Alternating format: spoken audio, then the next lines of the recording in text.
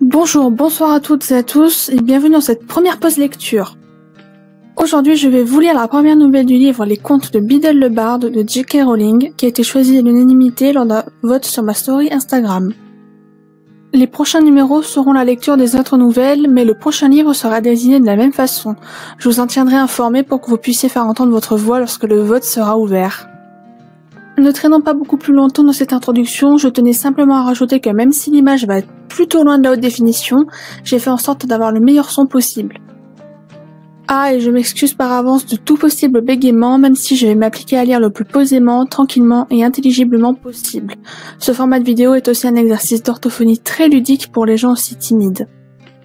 Bon visionnage et bonne pause lecture en mon humble compagnie. Eh bien c'est parti. Alors je constate bien que vous devez pas voir bien correctement mes yeux. Je suis désolée d'avoir une webcam aussi pourrie, mais enfin c'est pas ça le sujet c'est lui. Donc j'ai arrangé mon micro au mieux possible et nous allons aujourd'hui faire une pause lecture dans notre vie quotidienne un petit peu trop mouvementée avec Le Sorcier et la Marmite Sauteuse. Il était une fois un vieux sorcier bienveillant qui utilisait sa magie avec sagesse et générosité pour le plus grand profit de ses voisins. Plutôt que de révéler la véritable source de ses pouvoirs, il prétendait que ses potions, charmes et antidotes jaillissaient telles quelles de son petit chaudron qu'il appelait sa marmite de chance. À des kilomètres à la ronde, les gens venaient le voir pour lui exposer leurs ennuis, et le sorcier était ravi d'y porter remède en remuant quelque chose dans sa marmite. Ce sorcier bien-aimé vécut jusqu'à un fort bel âge, puis il mourut, laissant tout ce qu'il possédait à son fils unique. Ce fils était dans une disposition d'esprit bien différente de celle de son aimable père. Ceux qui ne pouvaient pratiquer la magie étaient à ses yeux des bons à rien, et il avait souvent reproché à son père cette habitude de dispenser à leurs voisins une aide magique. Lorsque son père mourut, le fils trouva, caché à l'intérieur de la vieille marmite, un petit paquet sur lequel était inscrit son nom. Il l'ouvrit, espérant y découvrir de l'or, mais il ne contenait qu'une pantoufle, douce et épaisse, beaucoup trop petite pour qu'il puisse la porter. Il n'y avait même pas la paire. Glissé dans la pantoufle, un fragment de parchemin portait ces mots. « Avec l'espoir le plus cher, mon fils, que tu n'en auras jamais besoin. » Le fils maudit la sérénité qui avait ramolli l'esprit de son père et jeta la pantoufle dans le chaudron où il l'avait trouvée, décidant que désormais la marmite lui servirait de boîte à ordures. Cette nuit-là, une paysanne vint frapper à sa porte. « Ma petite fille souffre d'une éruption de verrue, lui dit-elle. Votre père préparait un cataplasme spécial dans cette vieille marmite. Allez-vous-en, s'écria le fils. Qu'ai-je donc à faire des verrues de votre marmaille? Et il claqua la porte au nez de la vieille femme. Aussitôt, des cliquettements et des martèlements sonores retentirent dans la cuisine. Le sorcier alluma sa baguette magique et ouvrit la porte. Là, à son plus grand étonnement, il vit la vieille marmite de son père. Un pied de cuivre unique lui avait poussé et elle sautait sur place, au milieu de la pièce, faisant un bruit terrifiant sur les dalles qui recouvraient le sol. Abasourdi, le sorcier s'approcha, mais battit précipitamment en retraite, lorsqu'il constata que toute la surface de la marmite était couverte de verrues. « Répugnant objet !» s'exclama-t-il. Il essaya d'abord de lui lancer un sortilège de disparition, puis de la nettoyer par magie, et enfin de la forcer à sortir de la maison.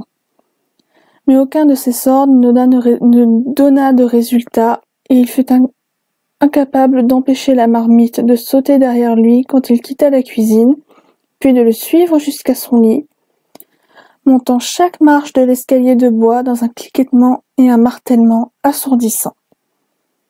Le sorcier ne put dormir de la nuit à cause du fracas que produisait à côté de son lit la vieille marmite couverte de verrues. Au matin, elle s'obstina à sauter derrière lui jusqu'à la table où il alla prendre son petit déjeuner. Clang, clang, clang, faisait la marmite au pied du cuivre, et le sorcier n'avait même pas eu le temps d'entamer son porridge qu'on frappa de nouveau à la porte. Un vieil homme se tenait sur le seuil. « C'est au sujet de mon vieil âne, monsieur, expliqua-t-il. Il est perdu ou on me l'a volé. Sans lui, je ne peux pas aller vendre mes marchandises et ma famille aura faim ce soir. Moi, c'est maintenant que j'ai faim, rugit le sorcier. Il claqua la porte au nez du vieil homme. Clang, clang, clang, fit le pied de cuivre de la marmite, en sautant sur le sol, mais à présent des braiments se mêlaient à son vacarme et des gémissements affamés, aux accents humains, s'élevaient des profondeurs du chaudron. « Tiens-toi tranquille, silence !» hurla le sorcier d'une voix aiguë. Aucun de ses pouvoirs magiques, cependant, ne put faire taire la marmite couverte de verrues et elle continua de sauter toute la journée derrière lui, brayant comme un âne, gémissant, cliquetant avec bruit partout où il allait et quoi qu'il fît. Ce soir-là, on frappa une troisième fois à la porte. Sur le seuil se tenait une jeune femme qui sanglotait à fondre l'âme. « Mon bébé est gravement malade, se lamenta-t-elle. S'il vous plaît, aidez-nous. Votre père m'avait dit de venir le voir si j'avais des ennuis. » Mais le sorcier lui claqua la porte au nez. À présent, l'obsédante marmite s'était remplie jusqu'au bord d'eau salée et versait des larmes un peu partout en continuant de sauter, de braire, de gémir et de se couvrir d'autres verrues. Bien que, pendant le reste de la semaine, aucun autre villageois ne fût venu demander de l'aide au sorcier, la marmite continuait de le tenir informé de leurs nombreux maux. Au fil des jours, elle ne se contenta plus de braire, de gémir, de répandre des larmes, de sauter et de se couvrir de verrues. Elle s'étouffait à présent, était saisie de haut le cœur, pleurait comme un bébé, geignait comme un chien, déversait du fromage rance, du lait caillé et un flot dévastateur de limaces affamées. Le sorcier ne pouvait plus ni dormir ni manger avec cette marmite à côté de lui, mais elle refusait de le quitter et il ne pouvait pas la faire taire ou la forcer à l'immobilité. Enfin, le sorcier ne put en supporter davantage. « Venez m'apporter tous vos problèmes, tous vos ennuis, tous vos malheurs, s'écria-t-il en s'enfuyant dans la nuit, la marmite sautant derrière lui sur la route qui menait au village. « Venez, je vais vous guérir, vous remettre sur pied, vous réconforter. Avec la marmite de mon père, j'apaiserai tous vos maux. » La redoutable marmite bondissait toujours derrière lui. Il courut le long de la grande rue, lançant des sortilèges en tous sens. À l'intérieur d'une des maisons, les verrues de la petite fille disparurent pendant son sommeil. Grâce à un sortilège d'attraction, l'âne perdu fut ramené d'un lointain bosquet d'églantiers et remis en douceur dans son écurie. Le bébé malade fut inondé de dictame et se réveilla rose et frais. Dans chaque maison où s'étaient répandus maladie et chagrin, le sorcier fit de son mieux et peu à peu la marmite, à côté de lui, cessa de gémir et d'avoir des hauts le cœur. Elle devint silencieuse, propre et brillante. « Alors, marmite ?» demanda le sorcier en tremblant, tandis que le soleil commençait à se lever. La marmite recracha la pantoufle qu'il avait jetée dedans et lui permit d'enchausser son pied de cuivre. Puis, ils retournèrent tous les deux dans la maison du sorcier. Le bruit de pas de la marmite enfin assourdit. Mais à compter de ce jour, le sorcier aida les villageois comme son père l'avait fait avant lui, de peur que la marmite ne se débarrasse de sa pantoufle et se remette à sauter. Commentaire d'Albus Dumbledore sur le sorcier et la marmite sauteuse. Un vieux et bon sorcier décide d'infliger une leçon à son fils au cœur sec en lui donnant une idée des misères que subissent les moldus des environs. La conscience du jeune sorcier s'éveille et il finit par accepter de faire usage de ses pouvoirs au profit de ses voisins dépourvus de magie. On pourrait penser qu'il s'agit là d'une fable simple aux vertus réconfortantes, mais il faudrait être un bien innocent benet pour avoir une telle opinion. Une histoire pro-moldu montrant qu'un père aimant les moldus dispose de pouvoirs magiques supérieurs à ceux de son fils qui les déteste. On ne peut qu'être stupéfait à la pensée que des copies de la version originale de ce conte aient survécu aux flammes auxquelles elles étaient si souvent livrées. Biddle était d'une certaine manière en décalage avec son époque lorsqu'il dit dispenser un message d'amour fraternel envers les Moldus. Au début du XVe siècle, les persécutions contre les sorcières et les sorciers gagnaient dans toute l'Europe. Dans la communauté magique, beaucoup pensaient, à juste titre, que proposer de jeter un sort pour guérir le cochon malade d'un voisin moldu équivalait à se porter volontaire pour aller ramasser le bois de son propre bûcher. « Laissons les moldus se débrouiller sans nous !»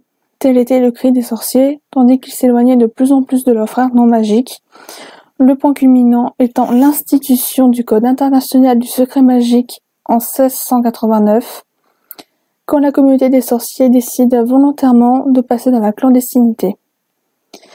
Mais les enfants étant ce qu'ils sont, la grotesque marmite sauteuse s'empara de leur imagination. La solution consistait à débarrasser le conte de sa morale pro-moldue tout en conservant le chaudron couvert de verrues et ainsi, vers le milieu du XVIe siècle, une version différente fut largement répandue parmi les familles de sorciers. Dans l'histoire révisée, la marmite sauteuse protège un sorcier innocent de ses voisins qui brandissent torches et fourches en les chassant de sa maison, en les attrapant et en les avalant tout entiers. À la fin, lorsque la marmite a englouti la plupart de ses voisins, le sorcier obtient des quelques villageois qui restent la promesse qu'ils le laisseront pratiquer sa magie en paix. En échange, il commande à la marmite de rendre ses victimes, qui se sont ainsi recrachées, quelque peu estropiées, de ses profondeurs. Aujourd'hui encore, certains enfants de sorciers n'entendent que la version révisée qu'ils auraient racontée par leurs parents, généralement anti-moldus, et lorsqu'il leur arrive d'avoir l'original entre les mains, sa lecture constitue pour eux une grande surprise. Cependant, comme je l'ai déjà laissé entendre, ce n'est pas seulement à cause de son sentiment pro-moldu que le sorcier et la marmite sauteuse a provoqué des réactions de colère. Alors que la chasse aux sorcières se faisait de plus en plus féroce, les familles de sorciers commencèrent à vivre une double vie, utilisant des charmes de camouflage pour se protéger. Au XVIIe siècle, tout sorcier ou sorcière qui choisissait de fraterniser avec des moldus devenait un suspect et même un réprouvé dans sa propre communauté. Parmi les nombreuses insultes lancées aux sorciers pro-moldus, des épithètes aussi colorées que Vautrambourbe, Lèche-Bouse et Gobe-Fange datent de ces périodes. Il y avait celles qui supposaient des pouvoirs magiques insuffisants ou inférieurs. Des sorciers influents de l'époque, tels Brutus Malfoy, directeur de Sorciers en guerre, une gazette anti-moldus, entretenait le stéréotype selon lequel un amoureux des moldus avait à peu près autant de pouvoir magique qu'un craque-molle. En 1675, Brutus écrivait « Voici ce qu'on peut établir avec certitude, un sorcier qui marque de l'affection pour la société des moldus et d'une intelligence inférieure et sa magie si insignifiante, si pitoyable, qu'il lui faut s'entourer de porchers moldus pour se sentir supérieur. » Il n'est pas de signe plus sûr d'une faible magie que la faiblesse envers une compagnie dépourvue de magie. Ce préjugé a fini par disparaître devant l'écrasante évidence que certains des sorciers les plus brillants du monde ont été, pour utiliser l'expression courante, des amoureux des moldus. La dernière objection soulevée par le sorcier et la marmite sauteuse demeure encore vivace aujourd'hui dans certains milieux. Elle fut sans doute le mieux résumée par Beatrix Bloxham, 1794-1910, auteur des Contes du Champignon de sinistre réputation. Madame Bloxham pensait que les contes de Middle-le-Bard étaient préjudiciables aux enfants en raison de ce qu'elle appelait leur obsession malsaine pour les sujets les plus affreux tels que la mort, la maladie, les effusions de sang, la magie malfaisante, les personnages morbides, les éruptions et l'épanchement corporel du genre le plus répugnant. Mrs. Bloxham reprit diverses histoires anciennes, dont certaines de Biddle, et les réécrivit pour les conformer à ses idéaux qu'elle définissait ainsi. Emplir les esprits purs de nos petits anges de pensées saines et heureuses, épargner à leur doux sommeil tout rêve pernicieux et protéger la précieuse fleur de leur innocence. Le dernier paragraphe du sorcier de la marmite sauteuse, retravaillé selon les idées pures et précieuses de Mrs. Bloxham, est ainsi rédigé. Alors la petite marmite d'or dansa avec délice, hop là, hop là, hop, hop, hop, sur ses minuscules orteils roses. Willini avait guéri toutes les poupées de leur gros mal de ventre et la petite marmite était si heureuse qu'elle se remplit de bonbons pour Minnie, Willini et les poupées. « Mais n'oublie pas de brosser tes petites quenottes !» s'exclama la marmite. Minnie Willini embrassa la marmite qui faisait hop hop et la serra contre lui en promettant de toujours aider les petites poupées et de ne plus jamais être un vieux grognon ronchon. Le conte de Mrs. Bloxham a suscité la même réaction chez des générations d'enfants sorciers, des hauts le cœur incontrôlables, suivis de l'exigence immédiate que ce livre leur soit retiré de la vue et réduit en bouillie.